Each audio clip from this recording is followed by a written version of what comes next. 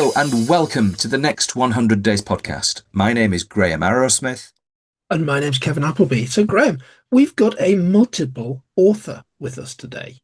Not just one book, four books, but we're mainly, I think, going to talk about his latest book called Transcend, Unlocking Humanity in the Age of AI. Oh, as you might not know, Faisal, but basically I spend a lot of my time with AI right now. I'm working with a guy called Dr. Flint McLaughlin, possibly the father of conversion. He spent millions trying to figure out why people say yes. And it's now manifested into something called MechLabs AI. So I am, literally selling that right now and working with Flint and others to bring that to the world. So I know a little bit about AI, enough to be dangerous. But Faisal Hoque, you're not dangerous when it comes to this. You know it backwards. You've written the book, Transcend. Welcome, Faisal, to the Next 100 Days podcast. Thank you for having me. I don't think anybody can claim they know everything about No, AI. I don't no. think humanity as a Yeah, but whole you do. You do. does. I mean, that's what you're saying with this. I know everything about AI, it says on the front cover. It says number one Wall Street Journal and USA Today best-selling author of Reinvent, Lift, and Everything Connects. No, honestly, it's serious, serious credentials. And we Thank wish you. you every success with this book. But what is it about? Thank I you. mean, Kevin read out the label, but what is it actually about? Look, I mean, this is actually my 10th book, and I've been in the tech industry slash business for 30 years. Had several companies, Mm, all tech companies, and also, worked with a number of large organizations, both in private sector and public sector. hmm And when I finished the last book, which was called Reinvent, this was like a couple of years ago.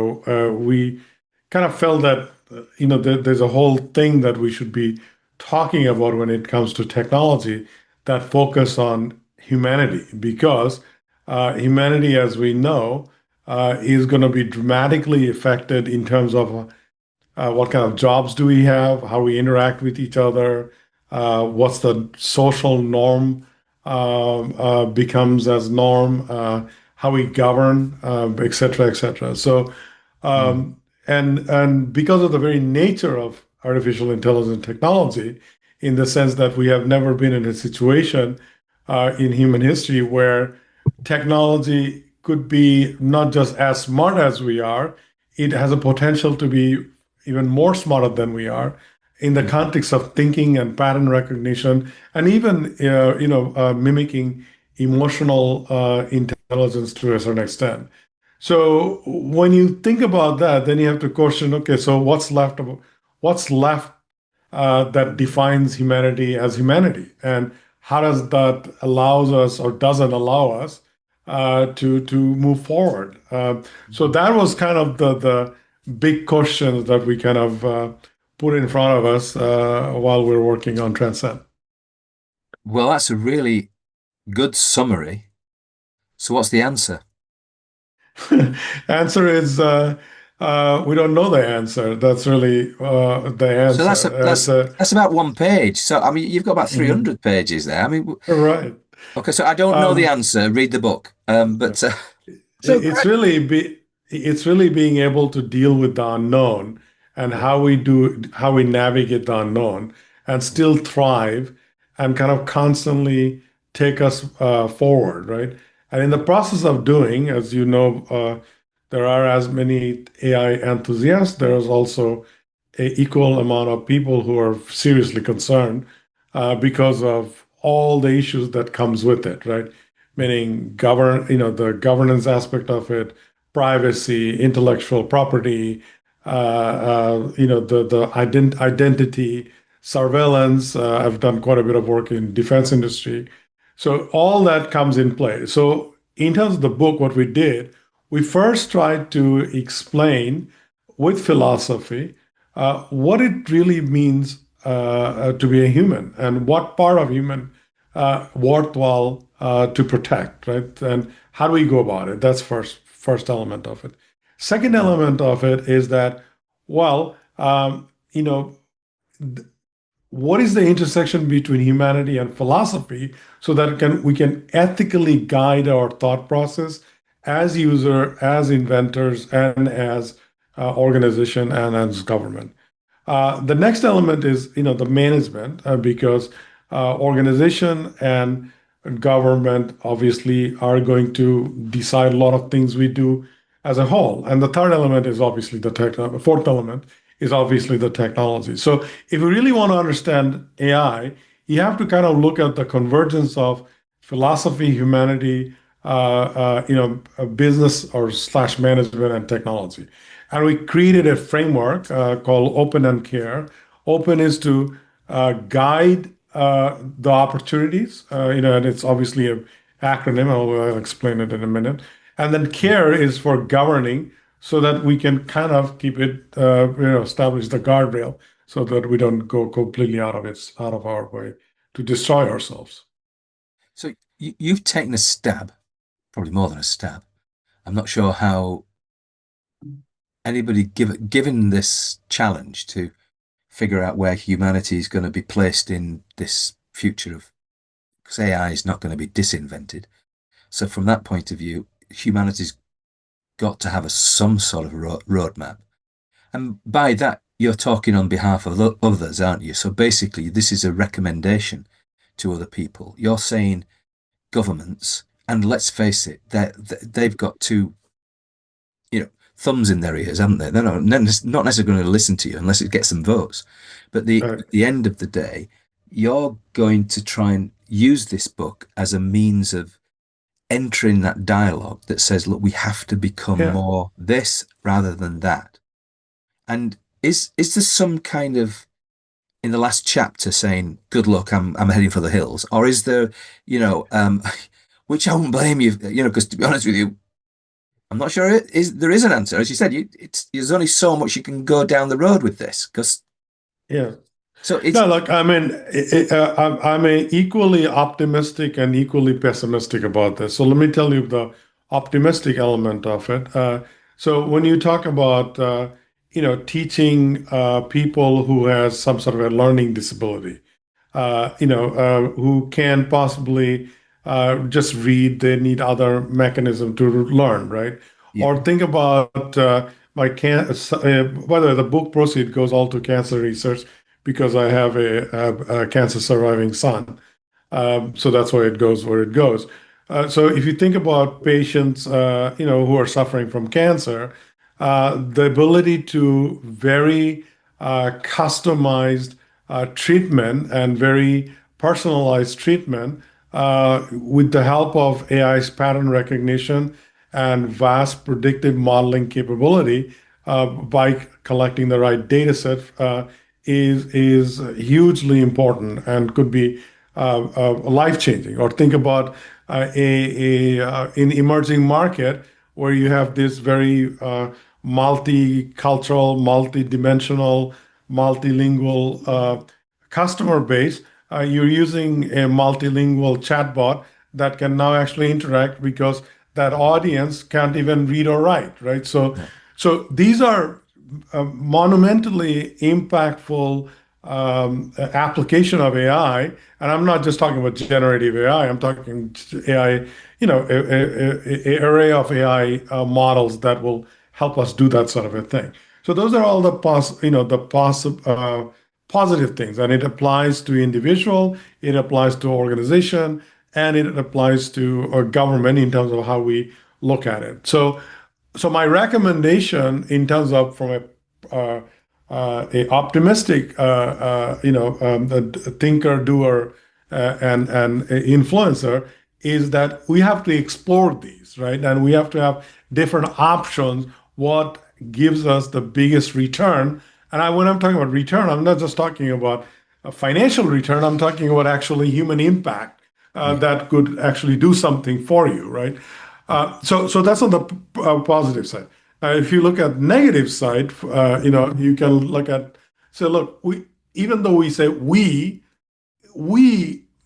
is actually very subset who are actually creating the core platform technology of AI, right? Is the big vendors with billions of dollars in funding that are creating those models, and then everybody's kind of adopting that, right? So we don't really are all the creators.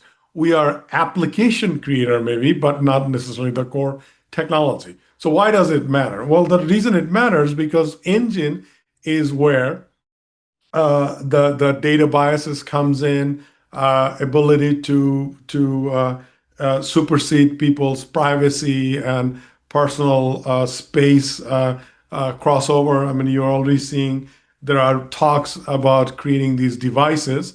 OpenAI just introduced this notion with Johnny Ive that they're going to create these new set of devices that will listen. We already kind of saw that with Google Glass, but it's the next step where it's constantly going to look not just at you but your environment. So you walk in a bar and you're collecting data. That's everybody in a bar or a restaurant, right? So that gets little pervade. It creates a whole set of issues, right? And then we don't have really legislative framework yet that kind of decides who can do what. And by the way, unlike nuclear energy, everybody has access to this, right?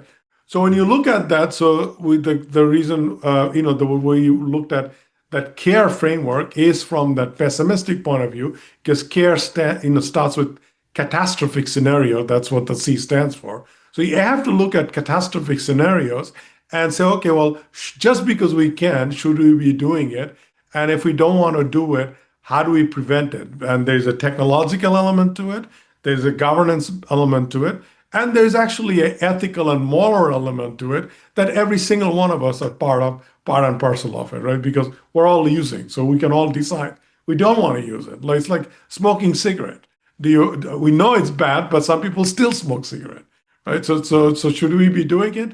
So those sort The, of the things. last few people smoking cigarettes are billionaires because they continue to use it. I mean, that would be it's almost like it's not a zero sum game because you can't opt out of an AI, or you can, No, you can't.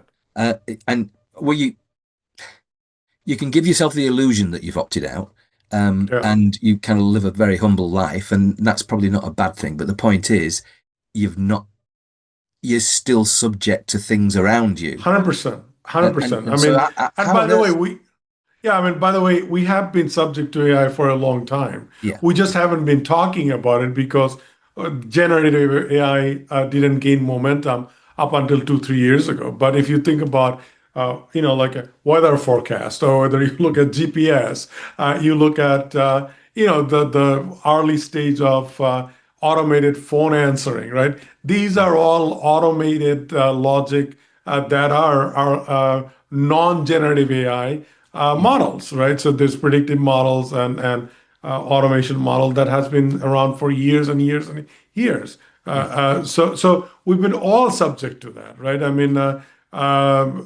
we just didn't realize it. So, It and then the is reality scary though, is, isn't it, yeah, Faisal? I mean, it is, it is it is absolutely. scary. And your negative side, this idea of a catastrophic sort of, presumably the part of the catastrophe is that we all get seen off by robots.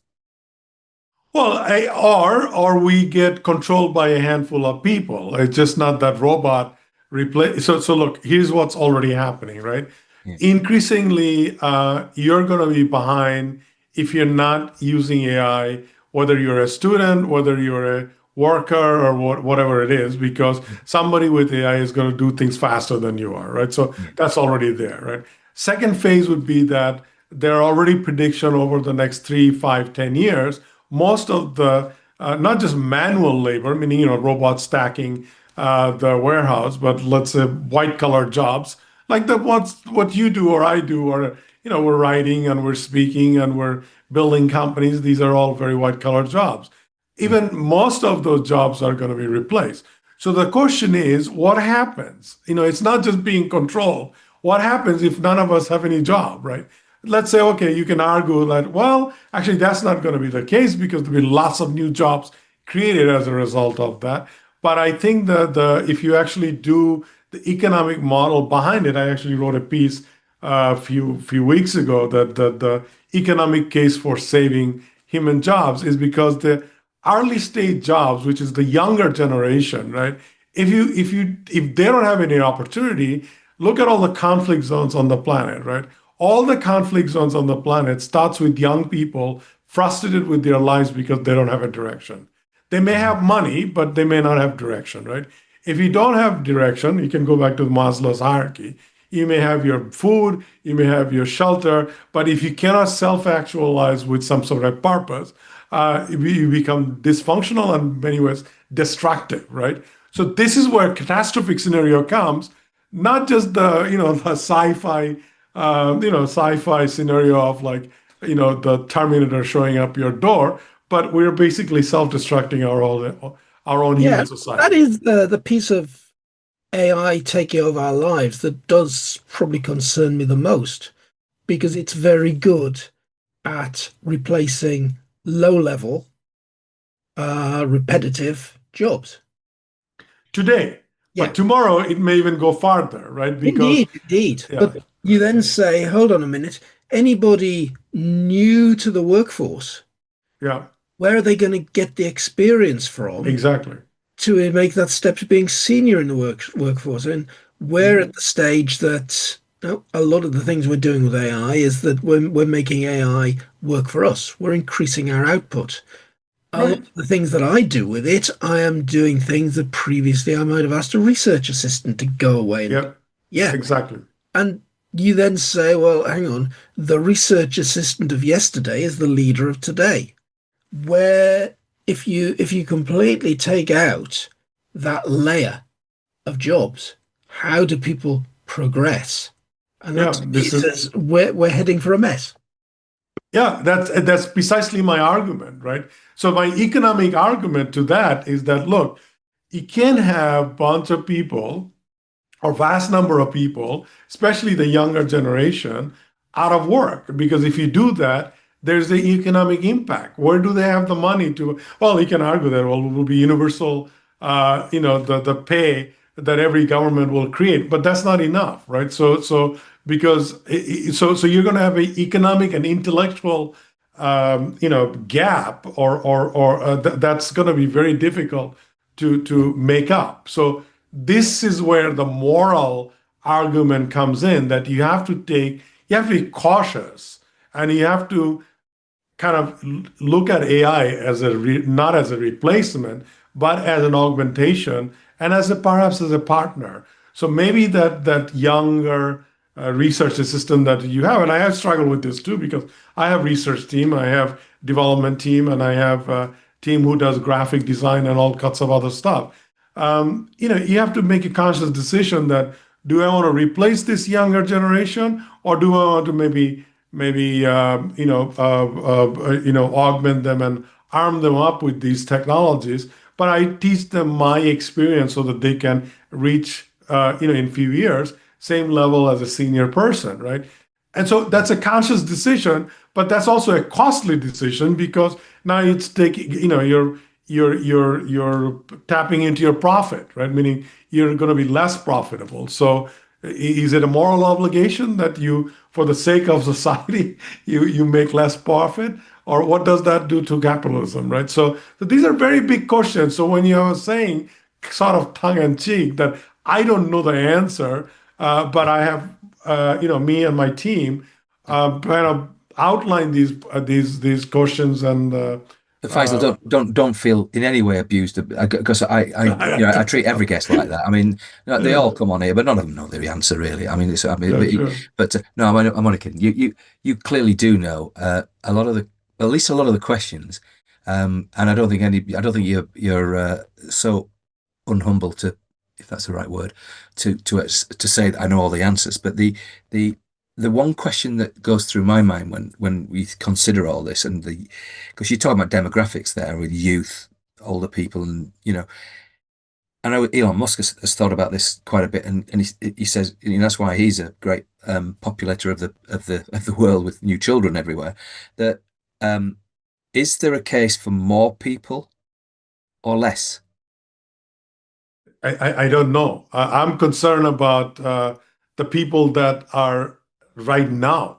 I mean, if we are so focused on job replacement, Mm, what happens to I mean, think about okay, think about like somebody who's like 16, between 16 and let's say 27, right? So the Yeah. 16-year-old, maybe just out of high school. So where do they go? They go, they work at a coffee bar or they work at a restaurant or whatever. So, you're talking about Elon Musk. A couple of months ago when Nvidia announced the N1 system and the IoT devices that creates these self learning robots, Mm. and simultaneously they announced that they're making a deal with Yum brand who owns Taco Bell to replace the repetitive work in Taco Bell. So I remember my college days. I used to work in one of those places, right? As a starting point, right? So where does the 16-year-old go? I also well that maybe they can drive a Uber. Well, sorry, you can't because there's no self-driving car, right? Yeah. So on and so on and so forth, right? So I am not, I'm not, but I don't have the smarts of Elon Musk to think through how he thinks that more population is going to save the humanity because we are having lower we're decreasing the global population. If you I'm if concerned about the people Yeah, that but we you're have right. on the. If the population that we have, and you're absolutely the right starting point is how many people do we have now, and that's about what 8 billion or something. So Yeah. basically, 8 billion people are currently living. I think my point is I think Musk is more or less saying, certainly the Western countries, we need more just to survive. Well, things like pensions and so forth, because they don't that doesn't come from a pot; it comes from the people who are actively working now. So, the older people are thinking, well, is there enough people to keep paying my pension? And the younger people are saying, how do I get a job? And, Yeah. on my daily walk, I walked through a farm and I talked to the farmer there. And I think he was saying a little while ago that he needed to get like a farm hand. And it's quite hard. And I'm thinking, well, maybe a robot. Now he's got a Yes. lovely little dog, but she's a bit too young to start chasing the sheep around at the moment. But basically, um, a robot probably would be a reasonable thing. Well, I think the cows might be a bit Sure. worried about it, but you still need that type of labor. Yeah. No, I mean, yeah. So, I mean, do you want somebody just stocking the shelves all day long? Do you want somebody, chase the sheep in the farm all day long? Yeah, Maybe yeah, not. But yeah, you also have to think about, okay, well, and we have seen this in every kind of technologically driven revolution, industrial stage, or even, when the steam engine came and yeah, went through the basic automation. We saw these kind of a turnover and new jobs and whatnot. The problem that we cannot underestimate is that those were, and the history of AI goes all the way back to like 11th century when some people started thinking about the intelligent machines, that yeah, basically mechanical machines that will do a lot of this work that we're talking about, chasing the sheep on the farm.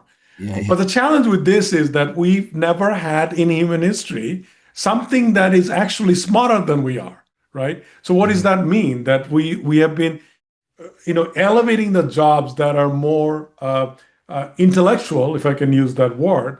But if that's replaced and your physical work is also replaced, what's left, right? right, So this is where we have to balance, right? So I yeah. mean, balancing act becomes, if you want to protect humanity, we have to take, and in my book I go into deeply philosophical element of Eastern philosophy because I'm a believer and a practitioner of Eastern philosophy. So if you look at the Buddhist way of middle path, the only hope for humanity, I believe, is the middle path where we balance innovation with destruction, right? And if we don't, then I think we're going to have a very different kind of world.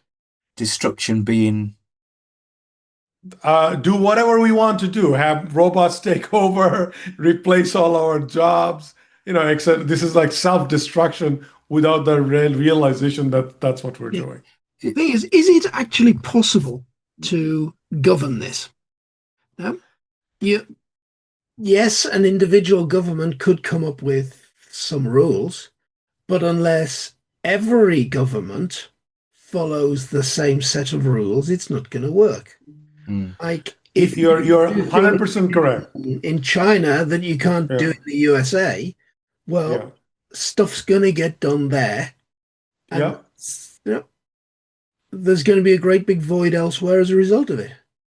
100%. So if you look at nuclear energy as an example, how did we control that, right? And how are we controlling that, right? Because set of government got together and said these are the rule of the planet. Who and you can argue, is this the right thing to do? Because even then, that scenario, somebody will argue there's only a handful of people are controlling it, and rest of the planet is not. But it's somewhat controlled, meaning that it's not like you and I can tomorrow morning decide, hey, let's build a nuclear plant, right? We can't do that. It's highly regulated, right? Even pharmaceutical industry, to a certain extent, is regulated. Now, if you look at AI, it's not regulated at all, partly because of the very nature of the technological evolution that has happened with information technology, right? I mean, it's easy to, it's easy to distribute software. And at the end of the day, a huge part of AI is software, but now you have the computing power that's centralized, right? So meaning all the I GPU that's on the cloud or whatever. So we have, whether we like it or not, the governments has to get together and we'll have to put some guardrail. If we don't, we're going to end up creating a mess. And somebody may argue that it's already a mess and the yeah, I genie's out of the think box. well, all you have to do is look at our government. But basically, yeah, I mean, there's a reasonable chance that they're making uh, a real mess of it. But having said that, one of the things that occurs to me is that um, we are heading to a flatter society with Yes. peaks in the middle or at the end or whatever you want to, sort of like a curve where it jumps up at the end. Yeah. The 1%ers, the half percenters, whatever, the people who can control, but the Yeah. rest, whether it's going to be a universal wage or whatever they're talking about. One thing about people is that work gives them purpose, gives them, Yeah. I don't know what's the right word, but it gives us a sense of, self-actualization, as you said with Maslow. Yeah. But Yeah. basically, the thing that concerns me, the absence of work will, you could argue, I think you did argue that basically that a lot of the wars in the world start from the absence of wealth or work. And Yeah. if that's the case, then we can look forward to a hell of a lot more wars.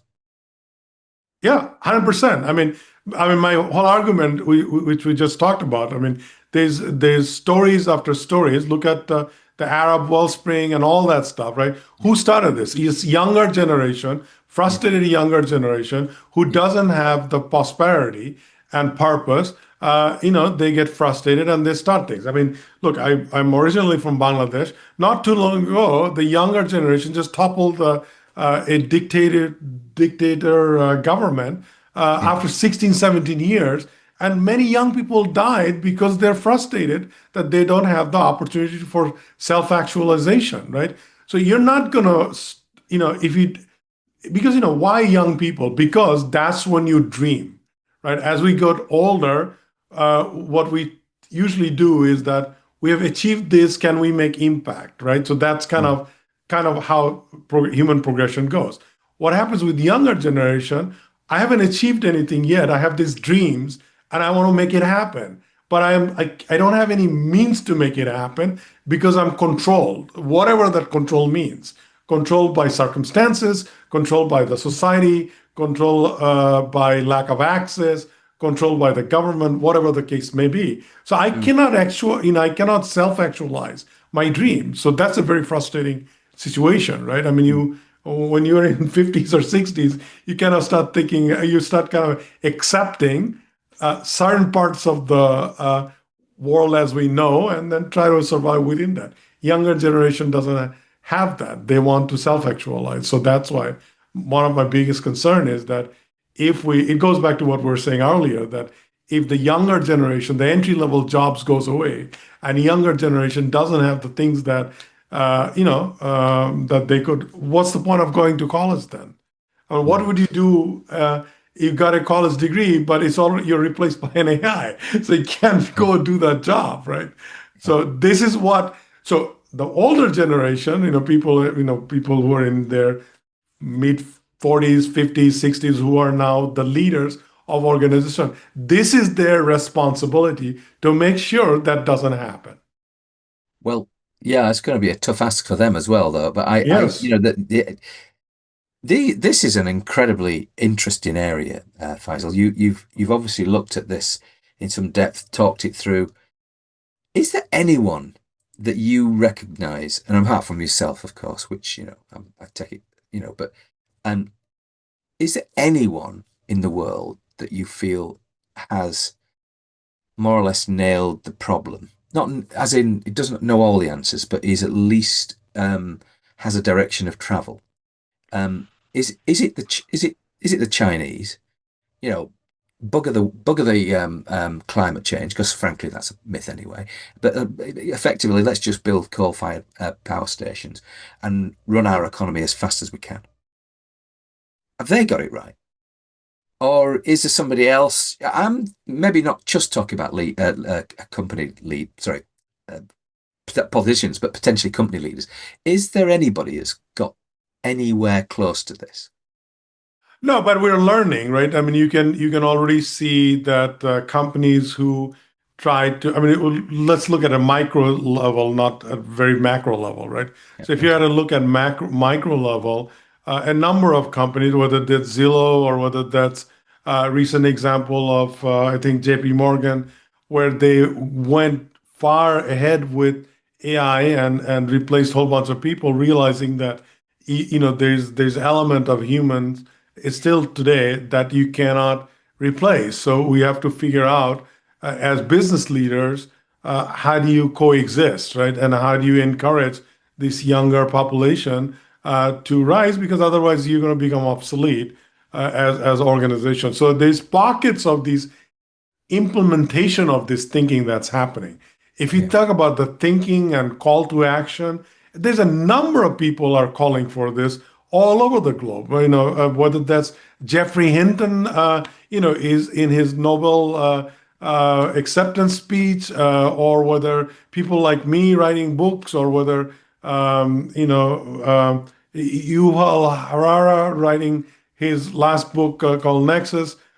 All of us are with this kind of thinking calling for this, right? It's in the auspices of responsible AI, in the auspices of humanity first, AI second. So we're all calling for it, but collectively, what will happen is what each of those organization first, but also as a government and society we do or don't, right? So I mean, that's why it's a collective responsibility. I don't think handful of people is gonna, it's a drop in a bucket, right? So collectively, what we do and we don't, and what we call for and what we practice is going to make the difference, or not going to Okay, make the difference. so there's you and a bunch of people like you that are talking about this. Do you think what you're saying has got much traction within government yet? So with my government work, there is traction, despite whatever you hear about U.S. government. And my work is with U.S. government.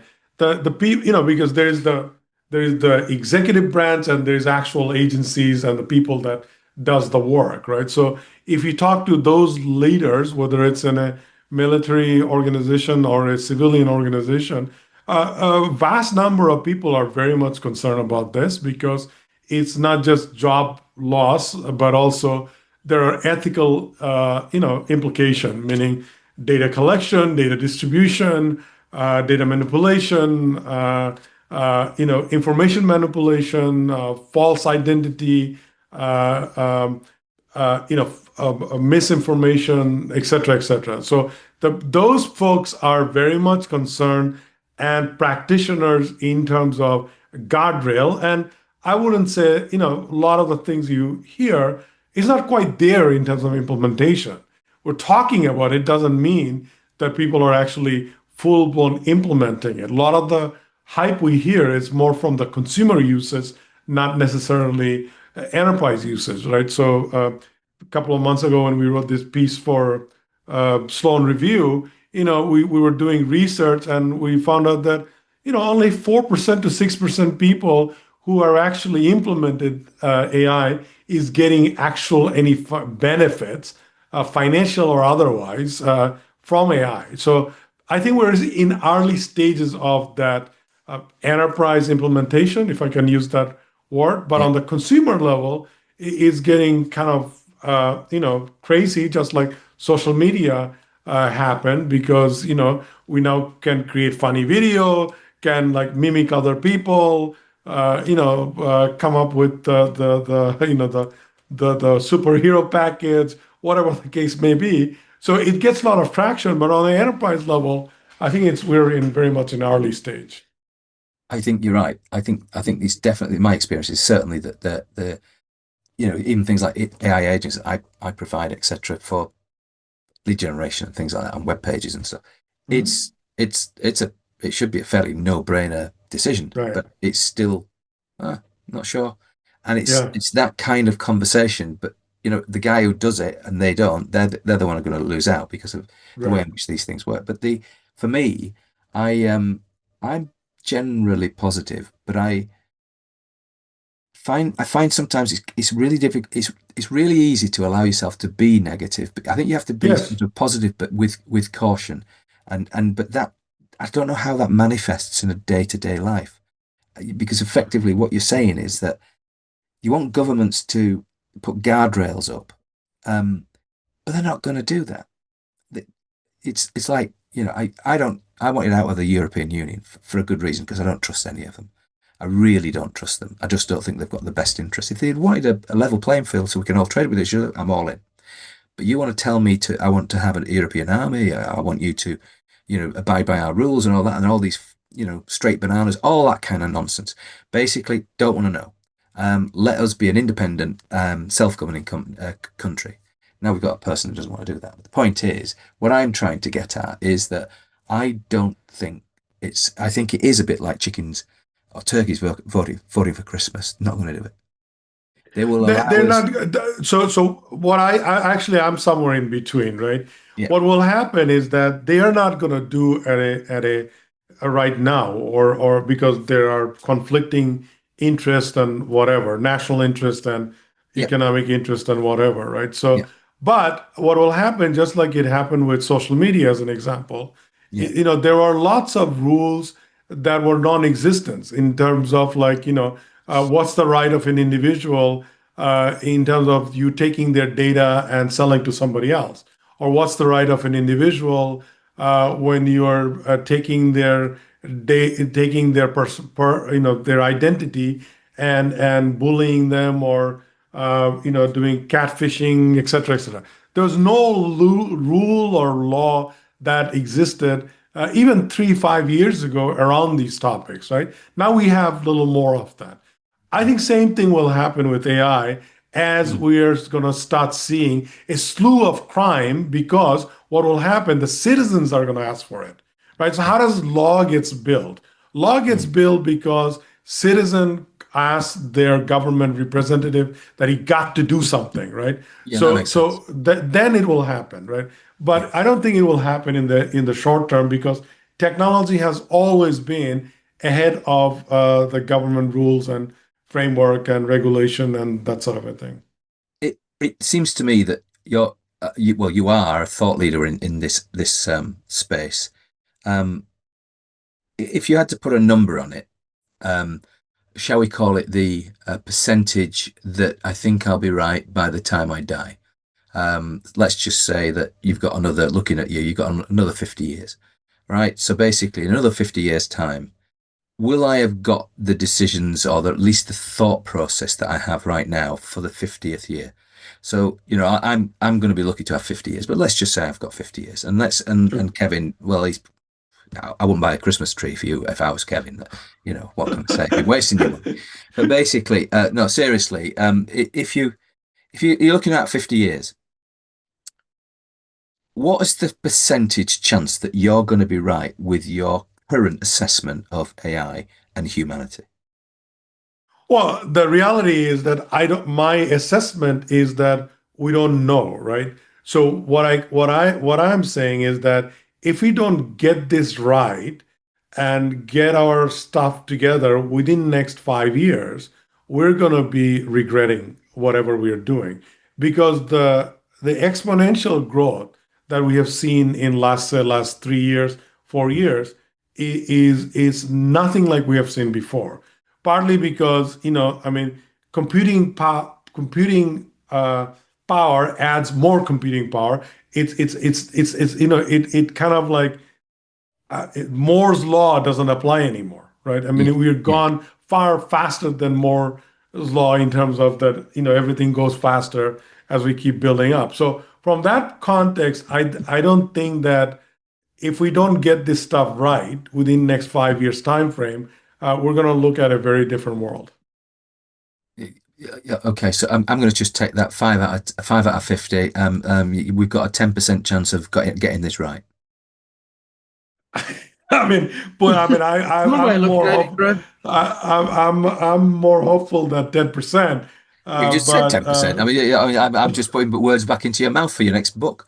So you can credit me. Don't worry about that.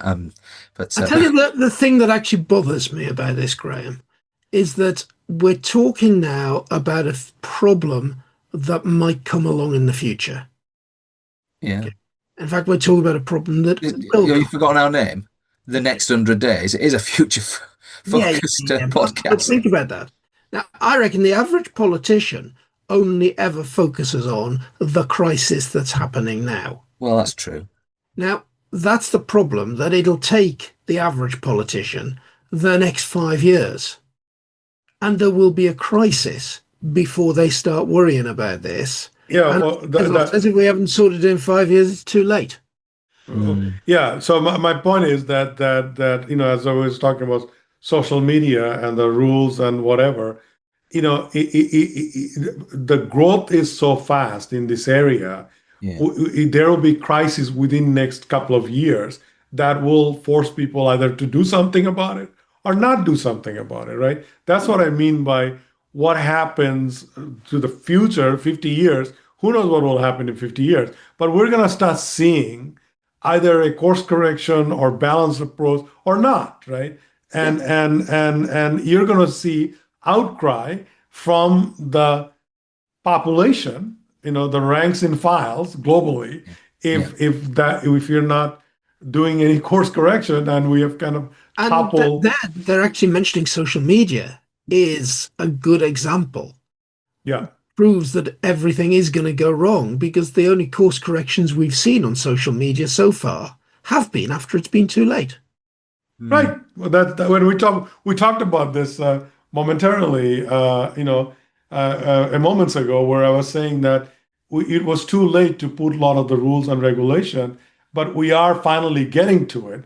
So same thing will happen with AI. The question is that are we going to do that on time, or all we're lost already because proliferation of AI is a lot faster than anything else we have seen, and the power of AI is a lot bigger than we have ever seen. So because it is that way, there's tons of opportunity, but there's also a ton of these, the call it a warning sign, for This humanity. has been probably one of the most thought-provoking podcasts we've had for weeks, because basically you're addressing a problem that is incredibly difficult to sort of Yes. rationalize and think Yeah. through, but at least you are actually pitching in with ideas and almost like a structure for people to think it through.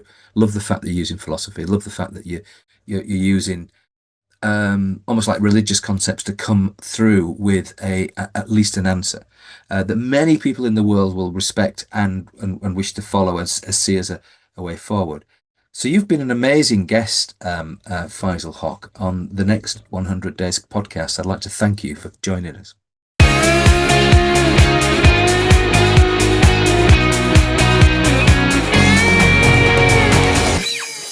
Well, Graham, we talk about AI a lot on this podcast, but that really has taken us into an area of philosophical debate as Mm. opposed to practically how do we use this stuff. Yeah, yeah, it puts it all into context a little bit, doesn't it? But these things are going on in the world, and if you're a listener and you're thinking that wasn't a useful debate, then maybe you weren't really listening. But at the end of the day, for me, it's probably the most critical question that humanity has got to deal with. And don't give me climate change because have a look at all these islands that were filmed about 150 years ago, and look at the sea level, and look at the sea level today. So basically, that's not a problem. The problem that we've got for survival is whether or not we can tame the worst excesses of AI. Because if we don't, then as Faisal points out, then it's going to be a bit of a rough And ride. Graham, there is a point that we never got on to talking about with Faisal, but you know, if all of this work is going to be replaced and Yeah. all of us can be that much more productive, well, there's the opportunity here for to go to some sort of nirvana and we work 1 day or 2 days a week and the other 4 or 5 are leisure. But will any government ever allow that to happen and give us the Mhm. finances that will allow that to take place? Well, yeah, they'll give you the finances, but you won't be earning the kind of money that you are now. And the chances are they'll ship you out of the house that you're living in because basically that's going to be for somebody who is working, and but you're not, so therefore you're going to be into this, probably structured tent thing that they're going to have in Newcastle somewhere, where you'll have to go there and share your life with a Sunderland fan next to you in another tent. Truth is, who knows? Hmm. The whole idea of this is that if we have a flat society, don't think you're all going to be on 100,000 quid a year. It's not going to be like that. And because, the finances have got to be produced by technically fewer And people. that says there's a society where it's not even going to be the 1% that have got all the money. It's going to be a percentage that could be somewhat smaller than that. Very much, in my view. I think Faisal would probably agree with that. Look, who knows? The Hmm. the thing is, AI should make things cheaper anyway, with robots rather than, one robot working 24 hours is going to be that costs next to nothing versus two people working the same 24 hours, having to take breaks, etc. Naturally, because we all tire. So, and the whole idea of that is that you've got, a better production cost. So potentially things could get cheaper. If we get AI to resolve some of the world's problems, I think that was hinted at earlier. And that's the positive side. Things like cancer. Um, Interesting that Faisal's, son's a cancer sort of survivor, and the funds from Transcend, his book, will go to cancer research. Now that's an amazing gift from him. And if you get a chance to get his book, I'm sure you'll find it on Amazon. But basically, it's called Transcend. His name is Faisal Hoque, Hoque. Now, if QUE, sorry, and you can find more about Faisal at his website, which is faisalhoque.com. So, go and find out a bit more about that because he's obviously delving into this. Don't know if we came up with too many answers. It's equal. I'm sort of in the middle, but I think a lot of good things are going to come, and I just don't trust the government to get this right, Kevin. The thing is, I just don't trust any government to get this right. Yeah, yeah, yeah, The left wing persuasion or the right wing persuasion. yeah, No, politicians have too many vested interests for sure. and to think about the good of society as a whole. Yeah, well, the first AI robot MP for your area, Kevin. Wander around and he'll shake your hand, and and you'll vote for this robot. Who knows Well, what's coming? that'd be no problem because providing in this area, providing he's got a Labour Party rosette on, he'll get voted in, no problem. Well, yeah. Oh, that is a terrible thought. But right, okay. And on that bombshell, today I've been Graham Arrowsmith. I've been Kevin Appleby. Goodbye. Goodbye.